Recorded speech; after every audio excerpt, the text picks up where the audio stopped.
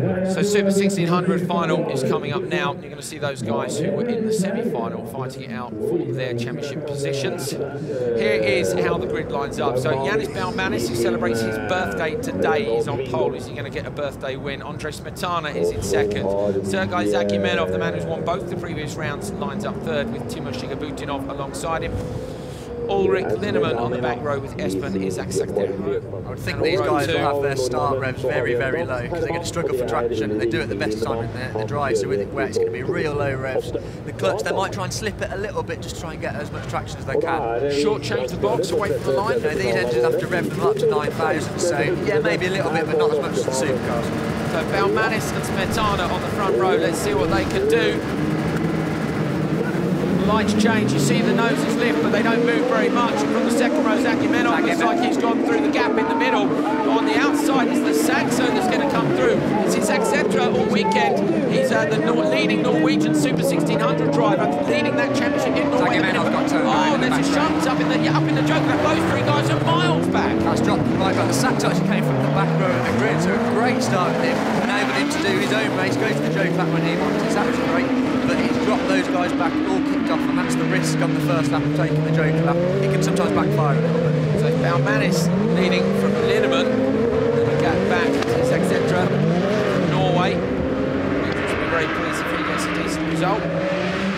Very, very hard cars to drive in these conditions, Andrew. You know, without the benefit of four-wheel drive. And to be fair, the touring cars are tricky too, but front-wheel drive, as you said, look how long they're having to wait for them to get back on the pace. Yeah, you know, they really need to try and get the car and the wheel as straight as possible for traction. Balmanis is in a separate ownership car, which is run and owned by Jussi Pinnimaki, who's won this division before. They know what they're doing, they know what to do in these sort of conditions, and they'll really see Linnemann's jokered really early there, so Linnemann's jokered early. He's going to drop back in behind his Accentra, who's already gone. So Linnemann drops a place, but quite sensible. I wonder if they've said to him, look, the pack is a long way back, go now. Because otherwise, if you lose too much time to you're going to drop back into them, so that's probably a smart move. Especially considering that his Accentra, although he's very good up here in Norway, he's not doing the whole championship, so in some ways it doesn't really matter if Linnemann drops a couple of points to him. You know, it's important to look at the big picture and think, right, it's important to get good points when you can, but he's doing a great job in that little Saxo. He's going to start from the back row of the grid. He's going to second. It's really, really impressive. Well, it's one of the nice things about Rallycross. We've still got family teams in the paddock here. Balmanis, the 99 car. Linnemann's got a run on the inside. He had so much unders doing the Saxo. He's got a great runner past him, so the move of taking the joke lap really worked out for us. Linnemann then sitting in second, having taken his joke lap. Balmanis is the only man who hasn't. You can see him heading down the hill. The hills here really steep. We've actually got some great camera angles. This one down the hill gives you a good idea of just how steep it is. But Andrew, that corner drops away massively. And again, you've got to wait till the throttle. You can't pitch it in and pull it out. You know, when you're going steep down here, you've got to remember that for your brake. You're going from tarmac onto the dirt, so you're going from different grip levels and changes. But Balmanis, I think, has got this one in the bag. If he keeps it nice and clean and does a clean run, you know, he's got 6 seconds at the minute, so he's looking away with this. But there's 3 laps, and we've seen in these conditions, it's very, very tricky. I'm kind of thinking Balmanis might be wise to go now, as he's not made any mistakes, and he does. Balmanis goes to the joker lap right now, so Balmanis, from the commentary position we can see, has gone to the joker lap. You must have heard, yeah, and the rest of the train are following it through. Have a look in the back of his shot. There is Balmanis, easy, straight out front. So now, just no mistakes. But Linnemann's going to apply the pressure. Well, Linnemann can, because you know, it's easier to in these conditions just to follow and chase. And you know, Balmanis has got a big lead at that, but he needs to not watch his mirrors and not make any mistakes. In these conditions, it's such a fine line not to make any mistakes. Balmanis in Portugal was 3rd in the final, qualified 17th in the UK, so either a lot of problems or just didn't get on well with the Linden Hill track. But yeah, this weekend at the minute he's looking on a surefire winner. He's got 2 laps to go after this one.